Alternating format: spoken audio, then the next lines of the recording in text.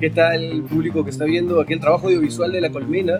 Yo soy Camilo Riveros, antropólogo, bajista, gestor cultural, y que he pasado buena parte de mi vida haciendo cosas por aquí y aprendiendo de muchas cosas que pasan por esta calle, ¿no? Tanto de la información como de las cosas que uno se puede tener que cuidar en Lima, ¿no? Es un espacio de articulación muy interesante donde aparecen todos los disidentes, ¿no? Puedes encontrar, no sé, pues, desde gente que creció en la calle y se dedicó a la prostitución hasta intelectuales de izquierda y de derecha que vienen aquí literalmente a tomarse un piso. Primero es importante entender a la calle Quilca, si bien es una calle de aparentemente pocas cuadras, dentro de los sistemas de relaciones en donde existe, ¿no? Para empezar, situarla en relación a la historia y a los fenómenos históricos, porque a medida de que obviamente las relaciones sociales han avanzado o transcurrido, lo que pasa en esta calle se ha adaptado a lo que estaba pasando en el contexto nacional en general, ¿no? Entonces, primero, desde tiempos prehispánicos, por aquí pasaba un canal de regadío, y a su vez este canal de regadío se integró al Capac Ñan, que es el Gran Camino Inca. Entonces, esas son las referencias más antiguas que se tienen de la calle como tal, ¿no? Entonces, siempre ha sido un espacio de tránsito y un espacio estratégico geográficamente dentro del espacio donde estamos y donde se construyó la ciudad de Lima.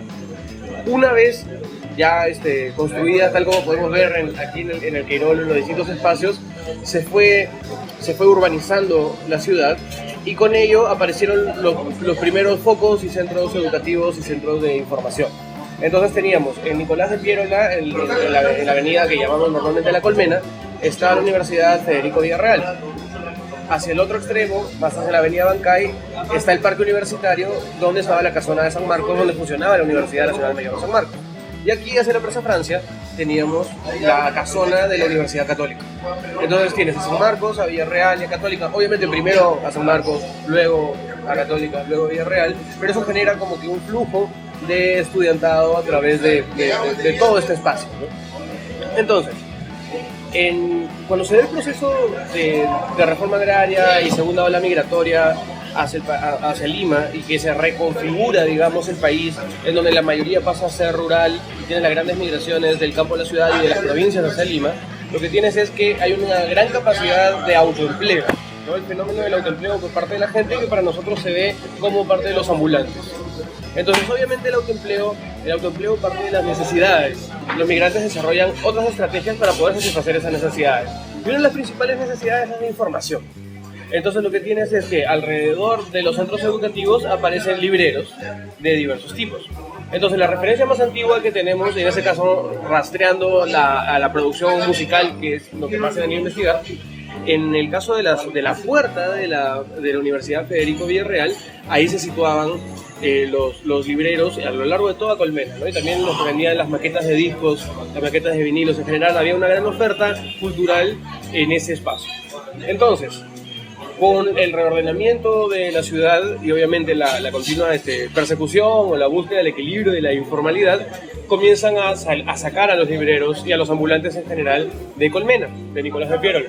Entonces, algunas de estas personas, en las que estaban, por ejemplo, la gente de la nave de los prófugos, que eran de los primeros en hacer las maquetas de lo que se llama el volumen 2 de la maqueta subterránea, de la escena subterránea, ellos se dirigen hacia Quilca, pero no hacia la calle, la parte donde estamos ahorita, sino hacia la peatonal que conecta la calle con la Plaza San Martín.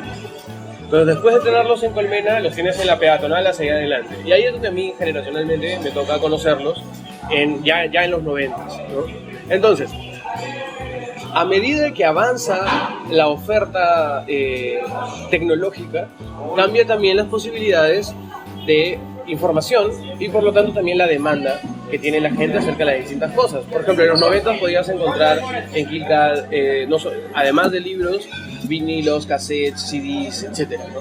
Entonces, cuando Andrade hace nuevamente un ejercicio de formalización de los ambulantes y de reordenamiento del centro histórico, lo que tienes es que a los libreros que estaban en la peatonal los reubican, les piden salir de ahí y ellos consiguen que se les alquile el espacio que pertenece al arzobispado, que está aquí, lo que ellos vinieron a llamar el Boulevard de la Cultura. Pero ¿por qué ese estacionamiento vuelto galería o campo ferial se llama el Boulevard de la Cultura? Porque hace alusión al Boulevard de la Cultura que estaba en la peatonal inicialmente, ¿no? Entonces está evocando, por un lado, al espacio como boulevard y por otro lado a la función social como el aspecto, digamos, cultural.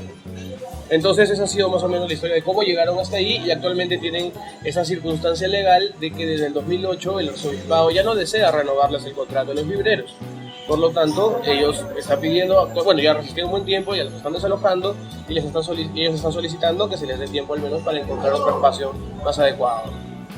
Cuando has tenido la migración de los libreros hacia aquí, toda la calle termina cumpliendo distintas funciones sociales acerca del acceso a la información y lo que se suele llamar acceso a la cultura, aunque obviamente cultura es todo, ¿no? Entonces más bien es la información y a las artes, podríamos plantearlo de esa manera, ¿no? Entonces los libreros venían a satisfacer necesidades sociales de acceso a la información.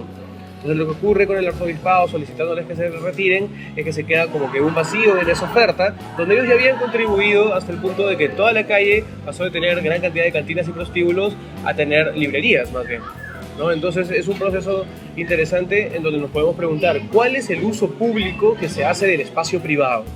¿No? Este es un aspecto interesante acerca de para qué sirven las cosas realmente, ¿no? Entonces nos podríamos preguntar, si ya la gente sabe que así como en Amazonas y aquí, esos son los espacios donde se consiguen libros a bajo costo, ¿qué es lo que ocurre cuando el arzobispado adentro se va a hacer el centro comercial, el mall, la tienda de departamentos que se está planteando que se va a hacer en ese espacio? Entonces ahí entrarían las librerías, pero entrarían las librerías tipo Crisol, que también son importadoras, entrarían en una relación ya un poco diferente. Entonces, ¿qué es lo que ocurre con eso? Se polarizan los accesos, ¿no? Porque entonces tú ya no puedes encontrar un libro original, barato o de segunda mano. ¿Dónde lo vas a encontrar? Solamente vas a poder ir a la librería cara, con impuestos, o sea, con que tiene distinto, o incluso que en su precio no estás pagando el libro, estás pagando el alquiler de la librería, ¿no? Ante la piratería. Entonces, puede ser que se polarice la cosa si es que no se encuentra otra manera en donde los libreros satisfagan esa necesidad, ¿no? Entonces ahí también hay dos grandes negocios, ¿no? Un asunto de la educación, de la formación, de la información, y por otro lado el negocio de los libros y de la prensa escrita como tal, ¿no? Entonces ese es un negocio que nosotros no terminamos de contemplar plenamente ni se ve la importancia que tiene, ¿no? Por ejemplo, la demanda de libros para uso escolar, las situaciones en el plan lector, los libros universitarios, o sea, son grandes negocios también, y si es que se manejaran desde un equilibrio entre gestión pública y privada, eso podría más bien generar una inyección a la economía y una dinámica muy interesante en beneficio de todos.